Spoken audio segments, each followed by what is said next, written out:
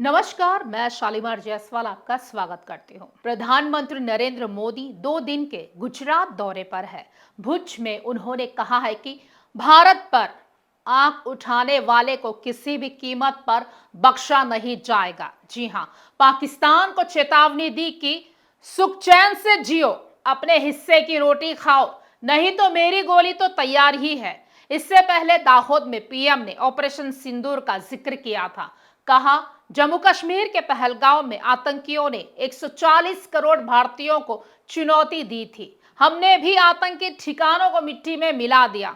मोदी ने कहा, अब बताइए, ऐसे हालात में क्या मोदी चुप बैठ सकता था?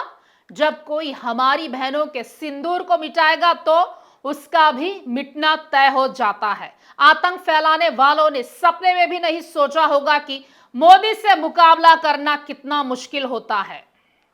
तो आइए देखते हैं मोदी पर हमारी एक खास रिपोर्ट।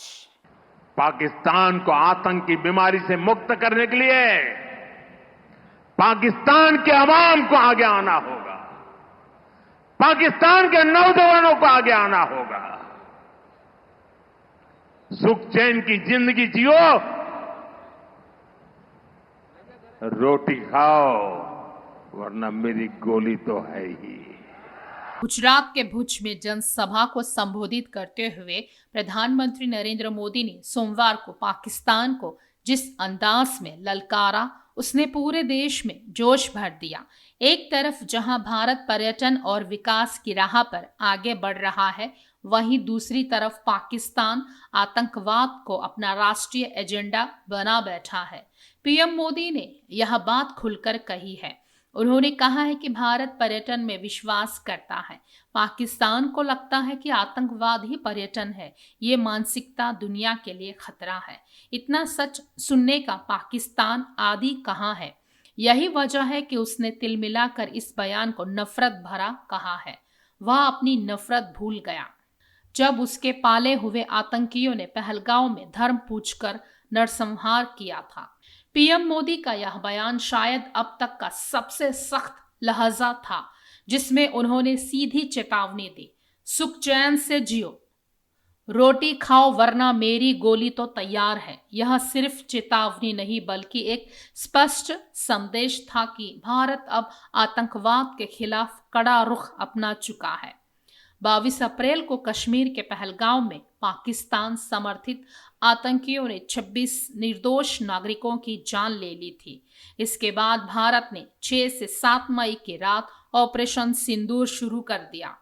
इस ऑपरेशन में भारतीय वायुसेना ने जैश-ए-मोहम्मद और लश्कर-ए-तैयबा जैसे संगठनों के गढ़ पर सीधा प्रहार किया। पाकिस्तान और पीओके में स्थित 9 ठिकानों को तबाह कर दिया गया।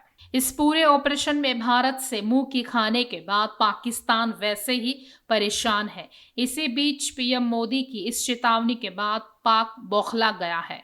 इस्लामाबाद ने मोदी के बयानों को नफरत भरा बताया और यूएन चार्टर्ड की दुहाई देने लगा। इतना ही नहीं, खुद धर्म और जिहाद के नाम पर आतंकवाद को बढ़ावा देने वाला पाकिस्तान भारत में धार्मिक उन्माद का पहाड़ा रट रहा है। पाकिस्तान का यह दावा बिल्कुल झूठा है, क्योंकि पीएम मोदी ने खुद ही बताया कि भारत ने 15 दिन तक इंतजार किया। उन्होंने कहा है कि पाकिस्तान ने 15 दिन में आतंकियों पर कोई कार्रवाई नहीं की। इससे साफ है कि आतंकवाद अब उनका बिजनेस मॉडल बन चुका है। उन्होंने सरकार का रुख स्पष्ट किया है कि अब आतंकवाद के लिए कोई जगह नहीं है। पाकिस्तान जैसे देश अगर इसे हथियार के तौर पर इस्तेमाल करेंगे तो भारत चुप नहीं बैठेगा। प्रधानमंत्री नरेंद्र मोदी ने कहा है कि शरीर कितना ही स्वस्थ क्यों ना हो, लेकिन अगर एक कांटा चुभता है तो पूरा शरीर परेशान रहता है। हमने तय कर लिया है, उस कांटे को निकाल कर रहेंगे। उन्होंने कहा है कि मैं 2 दिनों से गुजरात में हूँ। कल मैं वडोदरा, दाहोद, भुज, अहमदाबाद गया और आज गांधीनगर। मैं जहां जहां गया ऐसा लग रहा है देशभक्ति का ज्वार है। गर्जना करता सिंदूरिया सागर और लहराता तिरंगा, जन मन के हृदय में मातृभूमि के प्रति अपार प्रेम, ऐसा नजारा था, ऐसा दृश्य था। ये सिर्फ गुजरात में ही नहीं, हिंदुस्तान के कोने कोने में है। पाकिस्तान को आतंक की बीमारी से मुक्त करने के लिए पाकिस्तान के अवाम को आगे आना होगा, पाकिस्तान के नौजवानों को आगे आना होगा। सुख चैन की जिंदगी जियो, रोटी खाओ वरना मेरी गोली।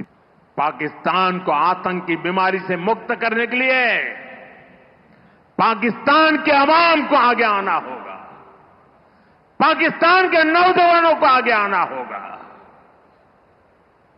सुख चैन की जिंदगी जियो,